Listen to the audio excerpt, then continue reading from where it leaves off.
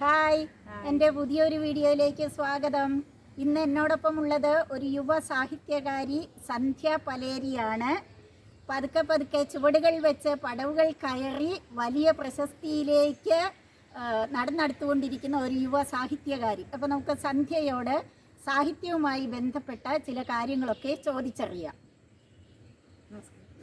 വളരെ ചെറുതിലെ തന്നെ എഴുത്തിലേക്ക് വന്നായിരുന്നോ? ഇല്ല, സാഹിത്യ വാസന വായിക്കാനുള്ള വാസന ഇതൊക്കെ മനസ്സിലുണ്ടെങ്കിലും എഴുത്തിലേക്ക് വരുന്നത് ഇപ്പൊ 4-5 വർഷങ്ങളെ ആയിട്ടുള്ളൂ.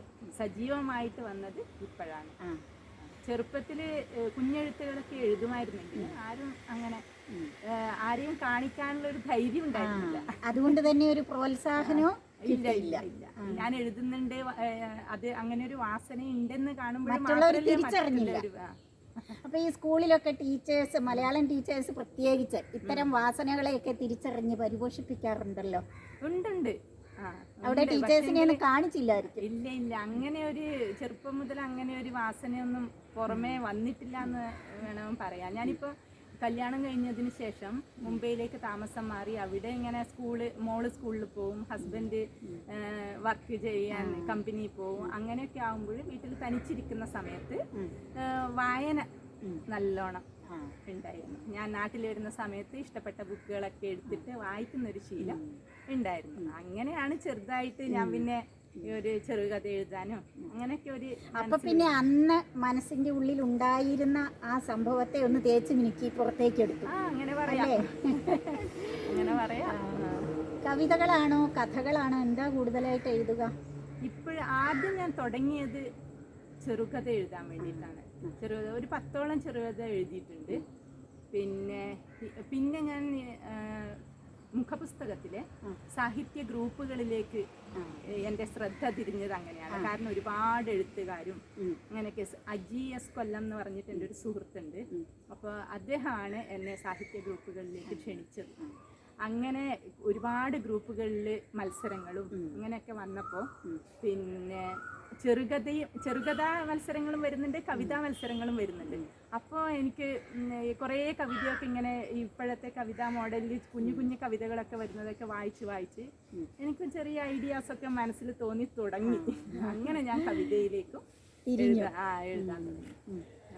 ഞാനും വല്ലപ്പോഴും ഒക്കെ ഒരു 6 വരി 8 വരി ലഘു കവിതകളൊക്കെ കുറിക്കാറുണ്ട്. ഇപ്പൊ അങ്ങനത്തെ കവിതകളാണ് ഇപ്പോഴും കൂടുതൽ ശ്രദ്ധിക്കപ്പെടുന്നത്. നമ്മുടെ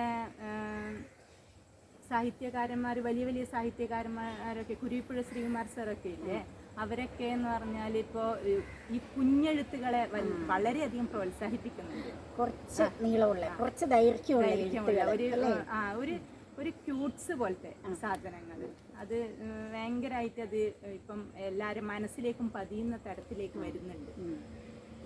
അപ്പം ഇത് കുടുംബപരമായിട്ട് കിട്ടിയ ഒരു കഴിവാണോ? ആരെങ്കിലും വേറെ ഫാമിലിയിൽ എഴുതുന്നവരുണ്ടോ? അച്ഛൻ്റെ വീട്ടുകാർ കുറച്ച് സാഹിത്യവാസനയും നാടക കലയൊക്കെ ഉള്ളവരാണ്. പിന്നെ എൻ്റെ മൂത്ത ചേച്ചി മലയാളം അധ്യാപികയാണ്. അവള് സാഹിത്യവാസനയ്ക്ക് ഉണ്ട്, പക്ഷെ എഴുതാൻ സമയം കിട്ടാത്തത് കൊണ്ട് അതിലേക്ക് ഒന്നും ഇറങ്ങിയില്ല എന്ന് മാത്രമേ ഉള്ളൂ. ഉള്ളിലൊളിപ്പിച്ച്. കാരണം കുറച്ച് ഞാൻ ഏതെങ്കിലും ബുക്കിലൊക്കെ കൊടുക്കുമ്പോഴൊക്കെ എഡിറ്റ് ചെയ്യാൻ കൊടുക്കുന്നത് ഞാൻ എൻ്റെ ചേച്ചീൻ്റെ കയ്യിലാണ്. എത്ര പുസ്തകങ്ങളെ കവിതാ പുസ്തകം പ്രകാശനം ചെയ്തു? ഒരു പുസ്തകം. ഇപ്പൊ 2-ആഴ്ചയായിട്ട്. ആ പുസ്തകത്തിന്റെ പേര് കാലം കടഞ്ഞ കവിതകൾ. കാലം കടഞ്ഞ കവിതകൾ. ഞാൻ വായിച്ചില്ല, പുസ്തകം എൻ്റെ കൈകളിൽ എത്തിയിട്ടില്ല. എത്തുമ്പോൾ വായിച്ചു നോക്കിയിട്ട് അതിൻ്റെ ബാക്കി കാര്യങ്ങളൊക്കെ ഞാൻ പറയാം അടുത്ത ഒരു എപ്പിസോഡിൽ. അപ്പം അതിൽ ഇതുപോലെ ലഘു കവിതകളാണോ? അല്ല, 16 മുതൽ 24 വരെ ഉള്ള കവിതകളാണ്, വരികളുള്ള കവിതകളാണ് എല്ലാം. അതിനകത്ത് കവിതയ്ക്ക് ഇതിവൃത്തം സ്വീകരിച്ചിരിക്കുന്നത് നമുക്ക് 2 തരത്തിലാവാലോ. ഒന്ന്, നമുക്ക് ചുറ്റുമുള്ള സഹജീവികളുടെ ജീവിതത്തിൽ നിന്ന്. സാഹിത്യം എപ്പോഴും ജീവിത ഗന്ധിയാണ്, അനുഭവങ്ങൾ, ആവിഷ്കാരങ്ങൾ. അപ്പോൾ അത് ആവിഷ്കരിക്കാം, അല്ലെങ്കിൽ പ്രകൃതി ഭംഗി ആവിഷ്കരിക്കാം. ഈ സന്ധ്യ എഴുതിയ കവിതകളിലെ മുഖ്യ പ്രമേയം, ഇതിവൃത്തം, ഇതിലേത് തരത്തിലുള്ളതാണെന്ന് അങ്ങനെ ചോദിച്ചാൽ പ്രകൃതിയിൽ നിന്ന് ഞാൻ ഒരുപാട്, എൻ്റെ ജീവനാണ് പുഴ എന്ന് പറഞ്ഞൊരു കവിതയുണ്ട്. അതിൽ ഞാൻ നമ്മുടെ ഇപ്പോഴത്തെ സാഹചര്യത്തിൽ പുഴയോട് കാണിക്കുന്ന ഒരു അവഗണനയും പ്രകൃതിയോടുള്ള നമ്മുടെ ആ ഒരു സമീപനവും ഒക്കെ ഞാനതിൽ ഉൾപ്പെടുത്തിയിട്ടുണ്ട്. പിന്നെ എന്ന് പറഞ്ഞാൽ ബാക്കി എല്ലാ കവിതകളിലും പ്രണയം വരുന്നുണ്ട്, സ്നേഹരാഹിത്യങ്ങൾ വരുന്നുണ്ട്. അത് ഏറ്റവും ഇമ്പോർട്ടൻ്റ് ആയ ഒരു വിഷയമാണല്ലോ, പ്രണയവും സ്നേഹവും സ്നേഹരാഹിത്യവും. അത് ജീവിതത്തിലും അതെ, സാഹിത്യത്തിലും അതെ. വ്യക്തിബന്ധങ്ങളിൽ ഉണ്ടാവുന്ന അകൽച്ചകൾ, അതുപോലെ തന്നെ ഹൃദയബന്ധങ്ങളിൽ ഉണ്ടാവുന്ന കൂടുതൽ അടുപ്പങ്ങൾ ഉണ്ടാവുന്ന ആ ഒരു സംഭവങ്ങൾ എല്ലാം ഞാൻ എല്ലാ കവിതകളിലും, എൻ്റെ കവിതകളിൽ അതൊക്കെ വരുന്നുണ്ട്. ഈ പ്രണയമെന്ന് പറയുന്നത് നമുക്ക് മനുഷ്യരെ ആവാം, ജീവജാലങ്ങളെ ആവാം, പ്രകൃതിയെ ആവാം, ഏതിനെയും പ്രണയിക്കാം. ഇതിൽ ഏതിനോടും പ്രണയമില്ലെങ്കിലാണ് നമ്മൾ അതിനെ നശിപ്പിക്കുന്നത്, പ്രകൃതിയെ ആയാൽ, അല്ലേ? അപ്പം പ്രണയം വളരെ മനോഹരമായ ഒരു വിഷയമാണ്, സങ്കല്പമാണ്. അതുപോലെ തന്നെ നമ്മുടെ അക്കിത്തം പറഞ്ഞിട്ടുണ്ടല്ലോ, പ്രശസ്ത കവിയായ അക്കിത്തം പാടിയത്, മറ്റുള്ളവർക്കായി ഒരു കണ്ണീർ കണം ഞാൻ പൊഴിക്കവേ എൻ്റെ ഉള്ളിൽ 1000 സൗരമണ്ഡലം ഉദിക്കുന്നു എന്ന്. അതായത് സഹജീവികളുടെ, അവരോട് സ്നേഹമുണ്ടെങ്കിൽ അവരുടെ ബുദ്ധിമുട്ടുകൾ നമുക്ക് കവിതയ്ക്ക് അല്ലെങ്കിൽ സാഹിത്യരചനയ്ക്ക് വിഷയമാക്കാൻ പറ്റുള്ളൂ. അപ്പോൾ അവരോട് സംവദിക്കുന്ന, അവരോട് താതാത്മ്യം, അവരുടെ വികാരങ്ങളോട് തന്മയീഭവിക്കുന്ന, താതാത്മ്യം പ്രാപിക്കുന്ന ഒരു ഹൃദയം സാഹിത്യകാരന്മാർക്കും സാഹിത്യകാരികൾക്കും ഉണ്ടായിരിക്കണം, അല്ലേ?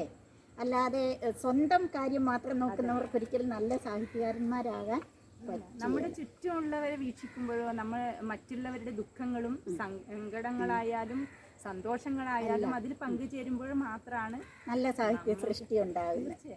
സാഹിത്യരചനകളിൽ ഭാവം, വൈകാരിക തലം, ഇതിനൊക്കെ വളരെ ഇമ്പോർട്ടൻസ് ഉണ്ട്, അല്ലേ? പിന്നെ MT വാസുദേവൻ നായർ എഴുതി വെച്ച ഒരു ലേഖനത്തിലെ കാര്യം ഞാൻ ഓർക്കുക. പണ്ട് ഞാൻ കുട്ടികളെ പഠിപ്പിച്ചതാണ് 10th. ഒരു കഥ ജനിക്കുന്നു എന്നായിരുന്നു അതിൻ്റെ ശീർഷകം. ഒരു കഥയെഴുത്തിൽ അല്ലെങ്കിൽ നോവലെഴുത്തിൽ ഒരു നിയമവും പാലിക്കപ്പെടുന്നില്ല എന്ന് അദ്ദേഹം പറഞ്ഞേക്കുന്നു. കാരണം ചിലപ്പോൾ നമുക്ക് എഴുതാനുള്ള ഇതിവൃത്തം മനസ്സിലേക്ക് ഓടിയെത്തുമ്പോൾ നമ്മൾ പല തിരക്കിലായിരിക്കും, നമുക്ക് എഴുതാൻ പറ്റിയല്ല. കുറച്ച് കഴിഞ്ഞ് അത് എഴുതിയേക്കാമെന്ന് വിചാരിച്ച് നമ്മൾ അതിനുള്ള സാമഗ്രികളൊക്കെ ആയി റെഡിയായി പോയിരിക്കുമ്പോൾ അത് മനസ്സിലുണ്ടാകുകയാണ്, അല്ലേ? അതുപോലെ തന്നെ ചിലപ്പം പെട്ടെന്നായിരിക്കും ഒരു തീം മനസ്സിലേക്ക് ഒരു മിന്നലൊളി പോലെ വരുന്നത്. ആ ടൈമിൽ എഴുതിയാൽ അതതിൻ്റെ പൂർണ്ണതയിൽ ആവിഷ്കരിക്കാൻ പറ്റുള്ളൂ. അങ്ങനെയുള്ള അനുഭവങ്ങൾ വല്ലതും? ഉണ്ട്. അതെന്ന് പറഞ്ഞാൽ എനിക്കിപ്പോൾ ടീച്ചർ ഇപ്പോൾ പറഞ്ഞില്ലേ, അതുപോലെ എനിക്ക് എന്തെങ്കിലും മനസ്സിലേക്ക് വന്നാൽ അത് ആ ടൈമിൽ എഴുതി വെക്കണം, അല്ലെങ്കിൽ പിന്നെ അത് മറന്നുപോകും. അതിപ്പം രാത്രി 12 മണിയായാലും 1 മണിയായാലും അപ്പം തന്നെ ഞാൻ മൊബൈലിൽ ടൈപ്പ് ചെയ്യുക ചെയ്യുന്നത്. അല്ലാതെ പെന്നും പെൻസിലും എടുക്കാൻ പോകാനുള്ള ഒരു സാഹചര്യം ആ സമയത്ത് ഉണ്ടാവില്ല. അപ്പോൾ പെട്ടെന്ന് തന്നെ അതിൽ ടൈപ്പ് ചെയ്യും. പിന്നെ രാവിലെ എഴുന്നേറ്റ് അത് നോക്കുമ്പോൾ ഞാൻ എഴുതിയതാണോ എന്ന് തോന്നിയിട്ടുണ്ട് ചില സമയത്ത്. എനിക്ക് ഈ അനുഭവം ഞാനിപ്പോൾ അടുക്കളയിൽ പണിയുമ്പോഴായിരിക്കും, ചിലപ്പോൾ പാചകം ചെയ്യുമ്പോഴായിരിക്കും ഓരോ ഇൻസിഡൻറ്റ് മനസ്സിലേക്ക് വന്ന് പെട്ടെന്ന് 4 വരി. അത് ആ സമയത്ത് കുറിച്ച് വെച്ചാലേ അതിൻ്റെ പൂർണ്ണതയിൽ കിട്ടുള്ളൂ. അതെല്ലാം പാചകമെല്ലാം കഴിഞ്ഞ് കൈയെല്ലാം കഴുകി വൃത്തിയാക്കി പോയി എഴുതാൻ നോക്കുമ്പോഴേക്കും അത് കുറച്ചൊക്കെ കിട്ടും, പക്ഷെ അതിൻ്റെ പൂർണ്ണമായ അവസ്ഥയിൽ കിട്ടൂല. അപ്പം ഞാനത് മനസ്സിലാക്കിയപ്പോൾ ചിലപ്പോഴൊക്കെ ഞാൻ ഒരു ബുക്കും പെന്നും അടുക്കളയിൽ ഒരു ടേബിളെ കൊണ്ടുവച്ചിരിക്കും. ആ കിട്ടുമ്പോഴേ കൈ തുടച്ചിട്ട് വേഗം 2 വരി എഴുതും. പിന്നെ അതിൻ്റെ ബാക്കി അങ്ങനെ പൊക്കോളും. അപ്പം അതാണ് എഴുത്തിൽ. പിന്നെ MT വാസുദേവൻ നായർ തന്നെ ഇതേ ലേഖനത്തിൽ പറയുന്നു എഴുത്തുകാരനുഭവിക്കുന്ന പ്രസവ വേദനയെക്കുറിച്ച്. അത്തരത്തിലെന്തെങ്കിലും മീൻസ് നമ്മുടെ മനസ്സിൽ നടക്കുന്ന സംഘർഷം മനസ്സിലായി. അതിപ്പം എന്ന് വെച്ചാൽ ഞാനൊരു സാഹിത്യ ഗ്രൂപ്പിൽ പിന്നെ അതിലൊരു മത്സരം വെച്ചത് 102 ദിവസത്തെ മത്സരമാണത്. 51 കവിത എഴുതണം. അപ്പം എന്ന് വെച്ചാൽ 102 ദിവസത്തെ മത്സരം 51 കവിതകൾ. അപ്പം എന്ന് പറഞ്ഞാൽ തലേന്ന് സബ്ജക്റ്റ് തരും, പിറ്റേന്ന് അത് എഴുതി പോസ്റ്റ് ചെയ്യണം. അപ്പം എന്ന് പറഞ്ഞാൽ തലേന്ന് സബ്ജക്റ്റ് തന്നു കഴിഞ്ഞാൽ പിന്നെ ഈ പ്രസവ വേദന വരുന്ന സംഭവം അപ്പോഴാണ് ശരിക്കും അനുഭവിക്കുന്നത്. കാരണം ഈ ടൈമിനുള്ളിൽ നമ്മൊരു മത്സരത്തിന് ഇറങ്ങി പുറപ്പെട്ടാൽ അതിന് പിൻവലിയാനൊരു മടിയായിരിക്കും.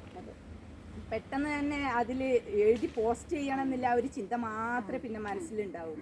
ആ സമയത്ത് സബ്ജക്റ്റ് തന്നു കഴിഞ്ഞാൽ പിന്നെ അത് മാത്രം മനസ്സിലുണ്ടാവും. അത് പിന്നെ എഴുതി അതൊരു രീതിക്ക് വരുന്നത് വരെ ഈ പറയുന്ന ഒരു വേദനയാണ്, ആത്മസംഘർഷവും വേദനയും ഒക്കെ അനുഭവിച്ചിട്ടാണ് അത് ചെയ്യുന്നത്. കാരണം അത് എന്തായാലും എനിക്ക് ചെയ്തേ പറ്റുള്ളൂ, ഒരു ടൈമും തന്നിട്ടുണ്ട്. പിന്നെ ചെയ്യുന്നതിന് അത്യാവശ്യം ഒരു പൂർണ്ണത വേണം, കവിത ആയിരിക്കണം. കാരണം കവിതയിലെ ഏറ്റവും കൂടുതൽ ഇത് അനുഭവപ്പെടുന്നത് സത്യം. കാരണം സന്ദർഭം, ആശയം, ഇവയ്ക്ക് അനുസൃതമായ പദാവലി നമ്മുടെ മനസ്സിലേക്ക് ഒഴുകി പദസമ്പത്ത് നമ്മളിൽ ഉണ്ടെങ്കിൽ മാത്രമേ ഇത് പൂർണ്ണതയിലെത്തൂ. അത് സാഹിത്യരചന ഏതായാലും പദസമ്പത്ത് വായനയിലൂടെ മാത്രമേ ആർജിക്കാനും പറ്റുള്ളൂ. ധാരാളം പദാവലി സ്വായത്തമാക്കണം അല്ലേ? ആ, പിന്നെ കവിതയിലാകുമ്പോൾ മറ്റൊരു കാര്യവുമുണ്ട്. പദാവലി വന്നാൽ തന്നെ താളത്തിനനുസരിച്ചുള്ള പദം നമ്മൾ തിരഞ്ഞെടുക്കണം. ഉദാഹരണം വായിക്കുന്നവർക്ക് അതിന്റെ ആസ്വാദ്യത അനുഭവപ്പെടും. പണ്ടുള്ളവര് വൃത്തം വെച്ചിട്ട് കവിത എഴുതിയില്ലേ, പണ്ടത്തെ കവികൾ. അപ്പോഴാണ് ഇത് കൂടുതൽ പ്രശ്നം. അക്ഷരത്തിനൊന്നും മാറ്റം, എണ്ണം എല്ലാ വരിയിലും ഒരുപോലെ. ഇപ്പൊ പിന്നെ അത്രയില്ല. എങ്കിലും നമ്മൾ ഒരു താളം നോക്കുമ്പോൾ ഇപ്പൊ ആകാശം എന്നുള്ള പദം തന്നെ ഉദാഹരണമായിട്ട് എടുത്തു നോക്കിയാൽ അതിൽ 3 അക്ഷരമുണ്ട്, ആകാശം. അതേ പദം ചിലപ്പോൾ ചേരാതെ വന്നാൽ നമ്മൾ ആലോചിക്കണം, അവിടെ 2 അക്ഷരമേ വേണ്ടൂ. അപ്പം അതിന് അതേ അർത്ഥം വരുന്ന പദം ഏതാണ്? അപ്പം മാനം, വാനം എന്നൊക്കെ മനസ്സിലേക്ക് ഓടിയെത്തണം, എന്നാലേ അതവിടെ എഴുതി ഫലിപ്പിക്കാൻ പറ്റുള്ളൂ. അപ്പം ഈ പറയുന്ന ഒരു വേദന ഉള്ളത് തന്നെയാണല്ലേ? ഉള്ളത് തന്നെയാണ് അത്.